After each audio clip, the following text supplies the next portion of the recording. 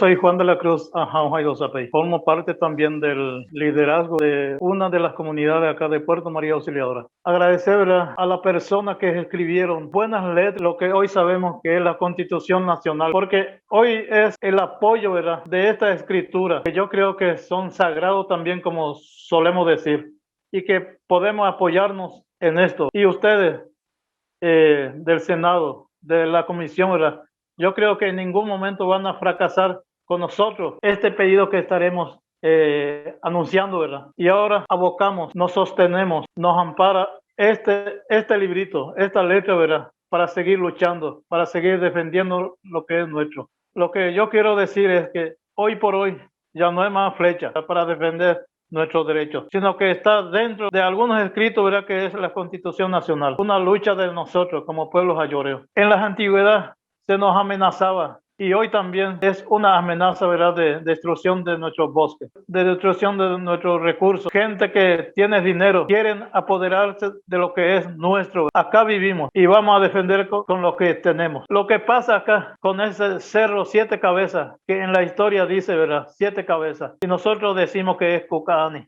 Allí está el sagrado, la historia en aquella década de 62. Allí vivimos, allí contamos nuestra historia, la historia del pueblo ayoreo. En ese caso, lo que se quiere destruir, ¿verdad?, un hecho histórico, ¿verdad?, que nadie puede destruir, como estamos diciendo ahora, como líderes, ¿verdad?, que estamos organizando para defender lo que es nuestro. Nos duele mucho como líderes que personas así, inmigrantes, ¿verdad?, quieren apoderarse de nuestros recursos naturales que estamos queriendo proteger para hoy, mañana y siempre, ¿verdad?, para nuestros hijos, nietos. Y si es que hay denuncia en contra de este MADES, yo creo que tiene que doler también sus corazones a destruir un patrimonio de un pueblo, ¿verdad?, que hoy es el ayoreo. Pero no queremos que el Estado nos abandone en este momento y teniendo así problemas con gente que está queriendo adueñarse, específicamente brasileños, menonitas o alemanes que están entrando acá en nuestro territorio.